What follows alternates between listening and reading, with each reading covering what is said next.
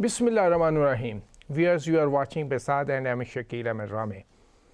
And you know, the things are happening very quickly. Sometimes we are very optimistic, sometimes we are very pessimistic. Sometimes we feel a deal is on a way, sometimes we feel there is some stalemate or some deadlock. I'm talking about Iran-US talks. But one thing is very clear, if we talk to the people, everyone wants peace. Because it is a universal truth, you can say the universal saying, no one win a war, only the destruction win the war. So peace is important and peace is required. In this episode we will be discussing, so what is the status of Iran-US negotiations, how the things are moving around, and what are the expectations of the common people, and what we can expect from the very beginning. And let me introduce you to my panelists for today, Dr. Ali Burhani. He is based in London, but he has diverse background. Sometimes it feels like that he is a businessman, sometimes he feels like that he is a professor, sometimes he feels like that he is intellectual, and sometimes he feels like that he is a strategist and advisor to many international organizations and the businesses, and people listen to his advice. Thank you, Dr. Ali, joining us for today's program. So when you look at the current situation, if you, what is the talk is happening, a talk is not happening, deal is going to be, deal is not going to, how you read the current situation? Well, I think that is $1 million question, isn't it? But we have arrived at the point that for the very first time, the Iranian and American delegations gathered in Pakistan for the first time, sitting face to face with one another. So there is a new precedent, there is a new turning point in at least having a dialogue.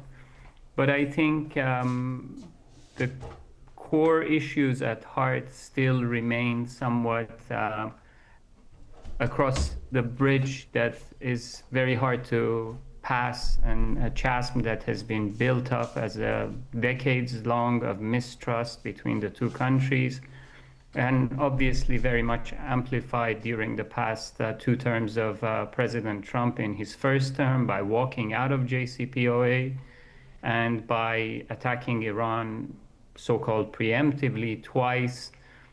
I think the walking out of the JCPOA, that was the beginning of the distrust between the Trump and the Iran leadership.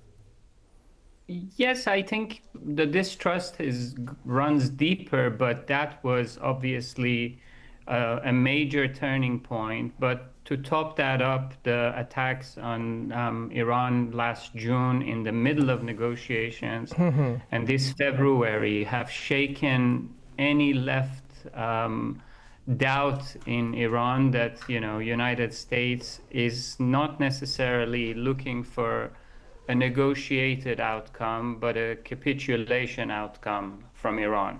So that makes the optics. That is very important. I think people should understand that. So Iran, sometimes Iran feels that so Trump is not interested in the negotiations. Yes, please carry on. No, it's just that when you're negotiating, basically you have a starting point and an end point. But in the middle of negotiations, if you attack another country twice, any sovereign state would have growing doubts and suspicion as to what the end game is. Now, there are a few elements here that you have to take into consideration. One is the destination of these talks and where it's going to go, but there are some major points here. One is the future of the enrichment program, and also the destiny of the existing highly enriched uranium.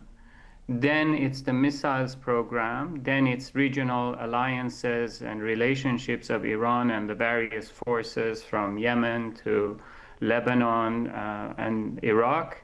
And also, to top all of that up, is the Strait of Hormuz. Now, somebody asked Ernest Hemingway, how did you go bankrupt. He said gradually and then suddenly. And Iran has been warning the world about Strait of Hormuz all these years, that don't push us, don't push us. And all of a sudden, related to that quote, they stopped the traffic through Strait of Hormuz, and that has caused a major crisis around the world in cascading. But there are as well, I want to take 1 minute just to No, please go clarify ahead. that Iran's military budget is $7.5 to $8 billion. But there are different Israel's estimates. military They say that's around about $30 billion. No. $7.5 to $8 billion is a military budget. And you can see it because, I mean, albeit the fact that President Trump really takes immense pride in having destroyed Iranian, Air Force and Navy. Post-revolution, Iran hasn't been able to build up the traditional Navy power and naval power that people would think, or an Air Force, because of all the sanctions, primary, secondary, and tertiary. So when you look at that $7.5 billion in contrast with $68 billion of Israel's defense budget and $1.5 trillion of United States defense budget this year, that is a factor of 202 times more on defense expenditure. And then you realize that, so this threat assessment is not a clinical, kinetic threat assessment. On top of that, you have two nuclear powers, one who has used the nuclear power twice in Nagasaki and Hiroshima, and another one, Israel, with Samson option and policy of nuclear ambiguity that everybody knows, it's an open secret. Have attacked a country that has been a signatory of Ali, if I can ask you here, I know you are making a very good point, but one state which has used a nuclear weapon twice, another state which has stolen the nuclear weapon and threatening every other country in the region and beyond, and do they have any moral authority to ask Iran, no, don't go for the uranium enrichment? Well, to be honest with you, I don't think we live in a moral order. That is a philosophical question, and one that I hope we can allocate some time for another call. The key question here is if they have the moral authority to ask that or not is one thing. The lack of morality by the rest of the world for not calling that out is another aspect. So I think the more important question is that why the rest of the world has not come to realize that Iran is a nation of 93 million population. It's maybe one of the very few countries that has 15 immediate neighbors, if you count the land and the sea border with the countries, including your good motherland to the east. Yes. And this economy has been somewhat taken hostage because of sanctions since 1979, and that has had a cascading effect on the lives of 93 million people. So is it a moral right of America and Israel to object to Iran's enrichment is one side of the question. The other side is that why the world hasn't called that immorality out. Why did the European countries after the JCPOA didn't have the political or, backbone or agency to keep their bargain at least alive when Iran adhered to all of those agreements and the enrichment thresholds and the rest of it. So I don't think the world at this stage, particularly with everything that President Trump so expletively in his language has said, destroying the bridges, the power plants, wiping out the civilization from the map, there is very little left from moral decorum, in my opinion. Yes, you're absolutely right. Yep. The key question for all of us as humanity is that we're in this together, and is there a new way of solving this, or is it going to be yet another forever war like Iraq, like Afghanistan, like Libya, like Syria, and a carnage for a region that requires development and economic prosperity? So that is fundamental. Either we just want to witness an other destruction in the region, or we just want to see a peace and a development in the region. But before coming to that question, how the region can more be integrated and can develop together, because there are also differences in the region. But before that, I just want to ask you, as you are living in UK, so how do you feel the impact of the Strait of Hormuz? What is the conditions before the Strait of Hormuz closure and after the closure of the Strait of Hormuz? How the energy market is behaving and the consumer markets are behaving in UK or in Europe? I'm very happy you asked that question, because I think when you look at the cascading effects of the Strait of Hormuz and this war of choice, because there are wars of necessity and there are wars of choice. This is a wanton war, and the cascading effects of it, it's very easy to say, oh, damn the Iranians and the Persians for closing the Strait of Hormuz. But the question you have to ask before that is that the Strait of Hormuz was open. The Strait of Hormuz was shipping out LNG, 1/3 of global LNG and 20% of the world's oil needs without a problem before America and Israel attacked Iran for the second time. And Iran took that step of closing the Strait of Hormuz. So the pain threshold of the whole world has come to question by Iran claiming authority over a waterway that it's in its own, marine charter territory. But let me unpack that, because this year, as you rightly asked, the growth prospects for Germany, for Europe, for UK are all downgraded in many ways. IMF is forecasting that, there will be major pressures on growth for the world economy if the price of oil goes up. Even I was just looking at a paper about the Germany. It indicated that in January 2026, so their production of the manufacturing capacity, their production growth, went down to 11%, even before the war. So what would be impact after the war? Germany has been suffering a double whammy when, Joe Biden stood next to Schultz and said, we're going to cut off Nord Stream, whether you like it or not. And, they lost their energy gas pipeline to Russia, and now they have to be at the mercy of America to import LNG. But expensive LNG. Expensive LNG. Not only expensive, Shakeel, but I come to the issue of gas because it's directly related to our conversation. But just to take a step back, if you look at the impact of Strait of Hormuz, a lot of people are only checking the price of the petrol at the gas pumps and, oh my God, oil and gas. But they forget about the midstream and downstream impact, that a lot of petrochemicals are not moving as well. Today I learned that in Japan there's a shortage of PPE, personal protection equipment, the gloves, the blue gloves, everything that is derived from byproducts of petrochem industry, whether they're the dentists, they're the hospitals, there's a rush for that, just like the, fertilizers, helium, and so many other important fertilizers, helium, and Shakeel, helium, yes, maybe some people put it in a balloon and then they change their voice to make it sound funny, but nothing funny about that, because helium is about one of the most essential elements for semiconductor and microchip manufacturing. Helium is important for MRI machines. As I said, German growth this year is downgraded from 1% to 0.5%. And their shelf life is very limited.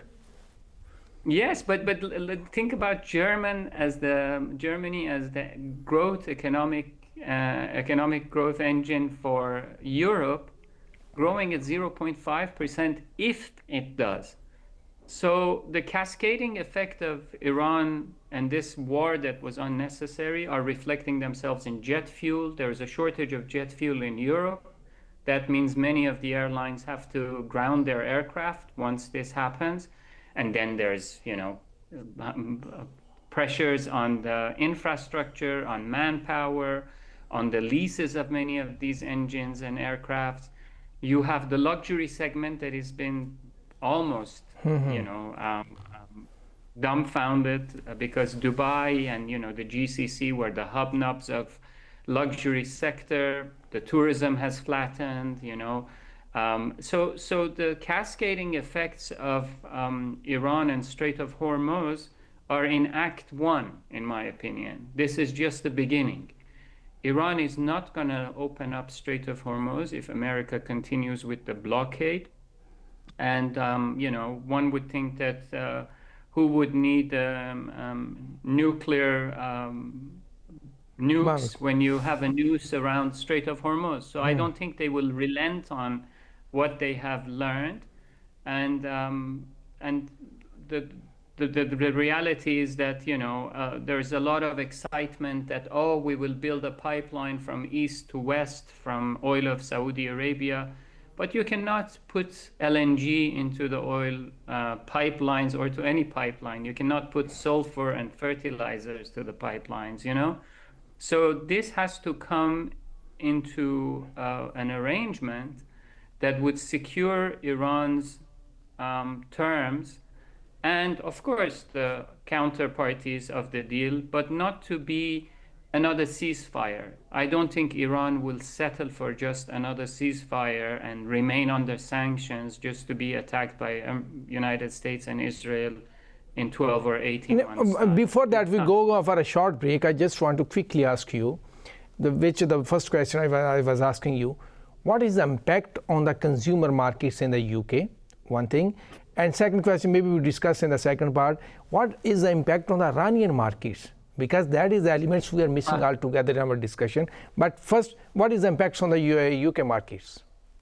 Well, UK has had its own dynamics in terms of growth problems since it left the European Union. And, the Brexit has had its own impact on UK's growth trajectory. But UK has the highest price of energy on European continent comparing to any other country. The only country that in the European continent that is really doing well is Spain because of the heavy investments they have made in renewable sector and in green technologies, and the fact that they have been ahead of their pack. UK is struggling because a lot of the capital that used to historically come as well used to come from the sovereign wealth funds of the GCC. Moving forward, I think a great part of those investments will be focused domestically in the GCC. So the prognosis for UK economy are not very positive, plus the fact that we may see Prime Minister Starmer as well being pushed out of the office because of the Epstein and Mandelson file. So it's I would say, a tornado of stagnation and, economic, I would say, atrophy and political crises that have come together at the same time. Yeah, as you are absolutely right. It will definitely also impact the Iranian market question. After the break, we will be discussing how the Iranian markets are being impacted. And second question would be most relevant, that would be, can Iran close, either you can control the Strait of Hormuz according to international law, and many other questions. And we have to take a short break here. Stay with us.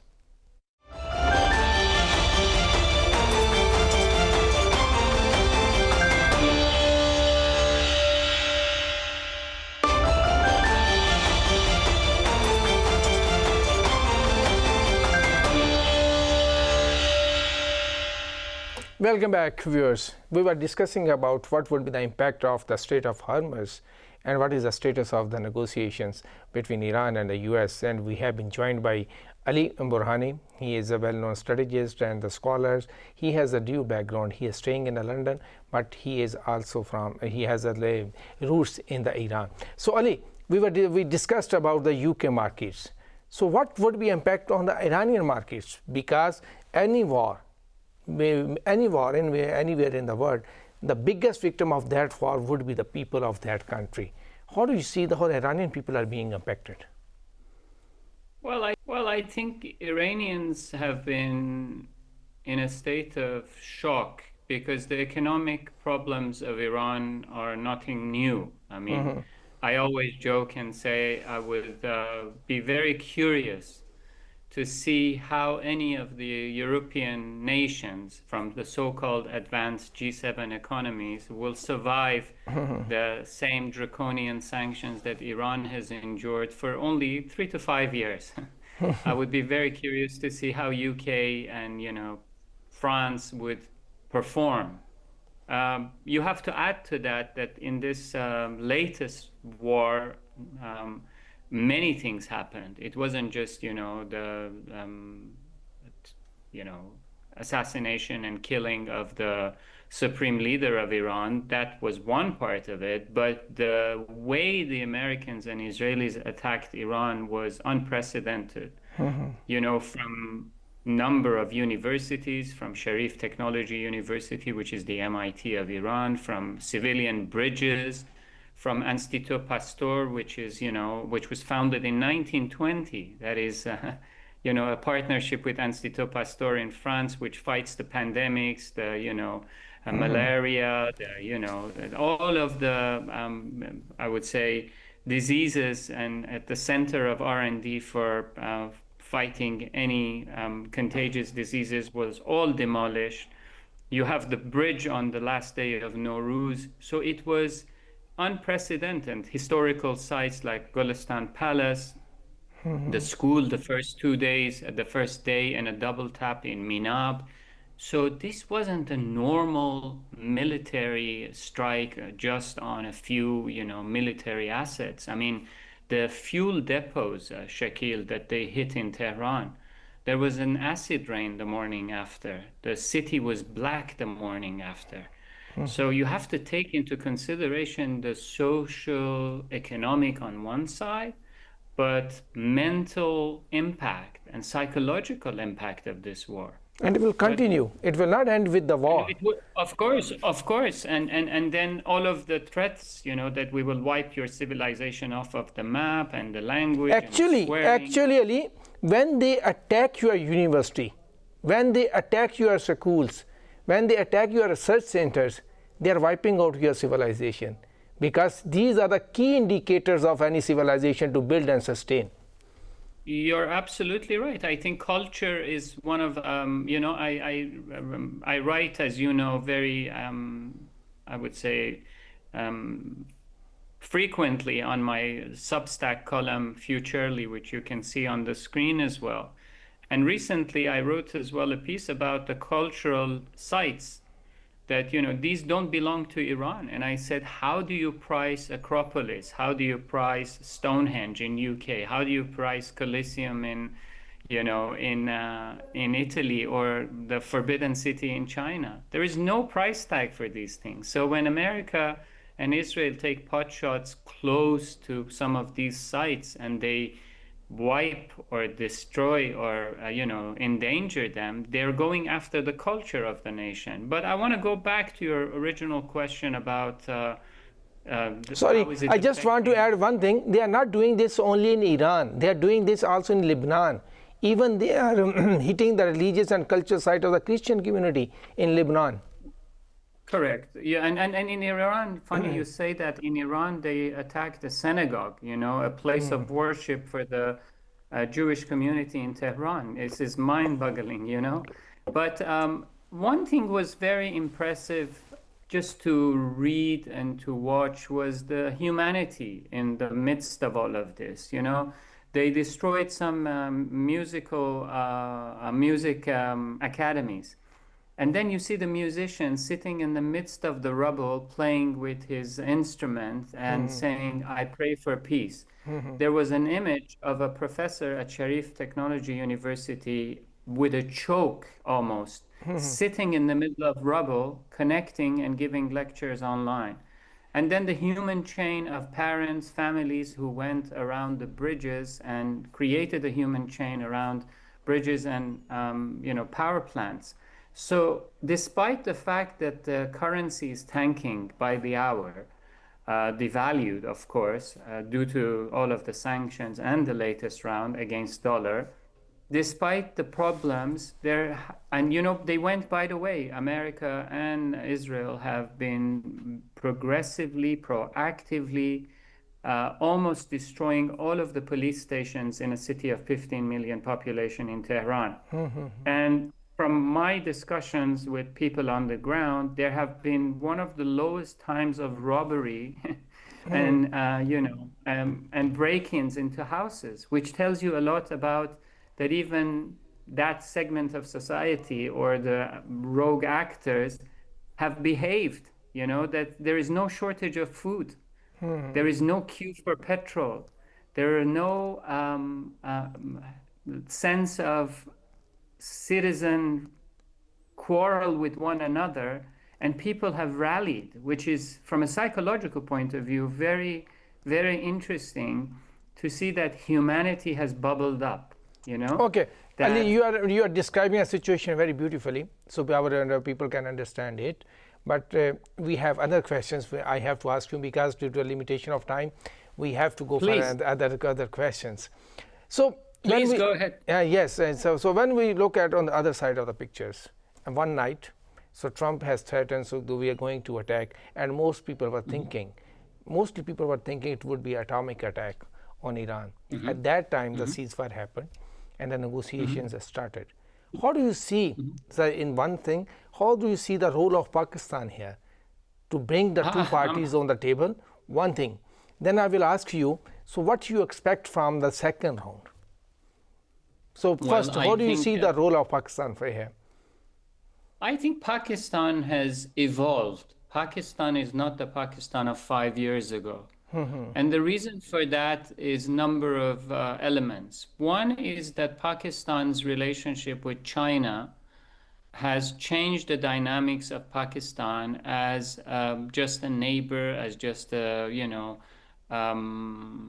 country in the West Asia. Pakistan is now, through the port of Gwadar, through the China-Pakistan Economic Corridor, through the Belt and Road Initiative, is a major part of the future of the West Asia. Pakistan as well has shown, I am a pacifist, I don't like any wars to begin with, but Pakistan has shown its mettle as well during this happily, gladly, thanks God, short-lived conflict with India last year as well. So Pakistan has come out as a new actor. And then you have your top brass like, Prime Minister Shehbaz Sharif and, General Asif Munir, who are at the forefront of doing a proactive diplomacy. But Pakistan, as well, as was mentioned in Ma'arif newspaper by an analyst, Boaz Golani, is in the bullseye of Israel. So Pakistan and Turkey have been clearly named lately, even by Naftali Bennett, as that, hey, once we are done with Iran, our optics will tilt towards Pakistan and Turkey. Now, the irony here is that Pakistan is a neighbor of Iran and has nuclear capacities and capabilities. I don't think Pakistan's reality could be separated from Iran's reality. Because if, God forbid, that level of madness is exercised in any form, shape, or fashion by any of the actors, and given the proclamations of Israel openly, Pakistan should draw a red line, in my opinion, not in a spirit of confrontation, but in spirit of personal and national preservation, that, hey, we will not tolerate that, and the security of Iran is security of us. The security of the region is security of us, because what is the next chapter? That a confrontation between two nuclear powers? And Pakistan have shown that I think their strength many times, and Pakistan is not only concerned about Iran, Pakistan is concerned about the Muslim Ummah. So Pakistan is Yeah, but trying. I think to be honest with you, I genuinely, personally, I think this is about humanity, you know? I think that if I agree with you, but I think if Iran, just for the second, for the sake of argument, right? If Iran was an Armenian nation next to you, in good spirits, living next to you, I don't think that Pakistan should have just been, laissez-faire because they're Armenian or they're Christians. This is a question about humanity. I don't think that this You are rogue right. way of You are right. You are right. So I think Pakistan. I think that is where the other bodies of nuclear countries like China, like Russia, like Pakistan should draw a red line that, hey, we will not tolerate the use of another Hiroshima, another Nagasaki, or another tactical nuclear warhead anywhere in the world. And I Full just stop. just want to tell you, definitely Pakistan care about the humanity, and Pakistan always stood with the humanity and That's don't what like I would try to don't say. don't Yeah, like and the I wars. But I want to make a point here. Iran also have a very special significance for the Pakistan, not just a neighbor. Like we also have other culture, religious, and some other relationships which go beyond these all the neighborhood. And Of one thing course, is, and I wanna jump in there, Shakeel, and I wanna say that one of the things I love to see out of these negotiations, is that Pakistan will put on the table with President Trump, in the heat of the conversations, that President Trump, we have come to the table, we have provided the goodwill and the support. We have been trying to develop our energy security. We have a peace pipeline that you have objected for the past 15 years. We would like to set up that pipeline and import gas, develop our electricity, develop our growth and development many things will program. happen. You will see many things will happen right now. I hope Negotiations are because going on. There's some background information which we cannot discuss just before the finalization of the talk. And second point, before moving to next question about the Strait of Hormuz, the future of the Strait of Hormuz. So if Israel say that next phase, but Shakeel, before you move there, I want to just clarify something. yes, The entire European Union is importing LNG across the Atlantic Ocean on large LNG carriers that have one of the largest emissions of CO2. Yet two nations, which is Pakistan and Iran, have been deprived from being able to ship clean gas to Pakistan to light up the industries of Pakistan. So if there is a time for putting this on the table for Pakistan's and future energy of Pakistan, I think it is the time to develop the peace pipeline as one of the elements tabled by Pakistan and Islamabad. I just wanted to put yes, that out. it will happen. I'm dead sure it will happen, because in the next round we will see so many other things. But right now we cannot discuss those things which are not on the table, are not the public, Okay. are not in the public domain. So give a chance to the negotiations to happen and come up with a good deal for everybody, especially for the humanity, where we can enjoy the peace.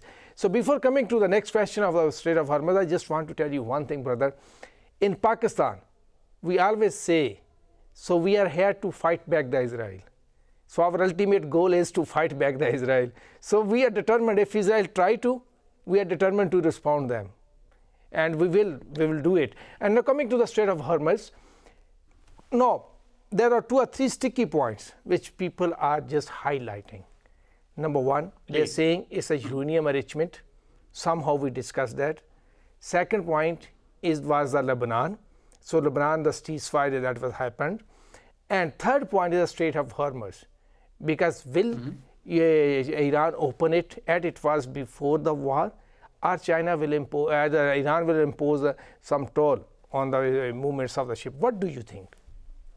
I personally think that the world has to approach this with a sober mindset, right? Every nation needs a deterrence, Yeah. right? Now, you can have nuclear warheads, or you can have an access and a choke point, right? Nukes or a noose. Iran has demonstrated by closing Strait of Hormuz that it has affected everything in the world, as I was talking about. This is not through bullets, this is not through missiles, this is not through, warheads. This is that, hey, for 47 years, I have been deprived from being an economic actor. I have the second largest gas reserves in the world as Iran, second largest gas reserves of the world, but I have less than 1% of the global gas markets because of sanctions. So this doesn't add up for me as a nation, Yes. right? I have the fourth largest oil reserves in the world, but I have to sell my oil in shadow fleets here and there because of sanctions. So if you want to negotiate with me as a nation, irrespective of who's, in charge, then Strait of Hormuz can be open. And by the way, either you have to come and compensate me for all of the damage you have caused to my economy, because we don't talk about the human aspect of sanctions. Sanctions have, cascading effects. It's not just that, they cannot sell their oil and gas. Yeah, so what I'm going with this is that this 2 million, by the way, everybody's stuck on 2 million. 2 million applies to large, very large crude carriers, VLCCs, okay? And the very large crude carriers normally carry 2 million barrels. So that's $1 per barrel extra. If the strait is closed, if the risk in the strait is high, the margin of that price, the risk premium that insurance companies and price of Brent will have to absorb, is anywhere from $30 to $40, as we have seen in this latest round, if not higher. So Iran is saying, hey, I will open it, I will protect it, everybody can pass, other than the warring factors, which is United States or Israel, unless they come to terms. And by the way, South Korea, come and take your LNG, come and take your oil and gas from GCC, pay my fees and release my funds that you have blocked in your banks for, the past 10, 15 years from the sales of oils and gas that you have bought from me without paying any premium. Ali, and any, that you can tell in the wartime, but in the peacetime, yes. and we are hopeful. So will it be possible to go for the toll or just go for the control? Yeah, I don't think, to be honest with you, if you want to address it from a pure commercial, pure business point of view, I don't think a Suez or a Panama model for Strait of Hormuz is far-fetched. I don't see why not, to be honest with you. Even if you that is a man-made. Those are the man-made, no comparison. But these are the natural ways. No, but listen, I think geography always has its own elements as well in terms of what is man-made and what is not. If you look at how Panama Canal was created, how Panama was carved out as a nation by force. Yeah, but today is Iran, tomorrow is Oman. Iran will say, I will impose some sanctions. But Iran has expressed interest in sharing. No, that is up to Iran. Revenue. So other party, you are not talking to the other party. So what they think? One thing and second thing, tomorrow in the Strait of Malacca, so some other countries say, okay, if happen in that Strait of Hormuz, I will do it here. These are very logical questions. So can it sustain? I listen. It's not that you are writing the policy, nor I am writing the policy. All I'm trying to tell you is that Iran is not gonna go of what it has found in Strait of Hormuz as a leverage that causes and rallies the world around it. Now, you may say this is man-made, that is, natural. All of that is taken. I appreciate that. The reality is that Iran is saying either it's trade for everybody and we come out of sanctions and everybody can pass through the That is a point. Hormuz. Trade for everybody and out of sanctions. And then lifting of the sanctions. We want to trade in renminbi, we want to trade in rupee with Pakistan, we want to trade in real with Brazil. That is our right? Yes. But if you want to do a half-baked deal and come back and attack us every year or every 2 years, Strait of Hormuz is closed for the foreseeable future till we have a détente and entente with the United States. We need peace. Definitely. We need peace, not the war. But you have to remember that the JCPOA had the UN blessings and still was ripped apart. So and for Iran, And for Iran, closing the Strait of Hormuz is not that complicated. Definitely, So Ali. this There are is so many this things to this is discuss, but unfortunately, this we are is running out of our time for this show. And I hope we can discuss these pure economic issues and about these issues, how it can be done in the future and how it must be lifted, because development is a fundamental right of everybody, and economic opportunity is also fundamental right. So every country should enjoy it equally. It should not be like that some country enjoy the dividend of the liberty, economic liberty and transactions, and other countries are denied. There are many things to discuss, but we will discuss in the next episode. Thank you so much, and we will come up with some, maybe on the same issue, maybe with the issue like that. We will have the deal during this week, and the next week we will be discussing how the deal can be implemented. Thank you.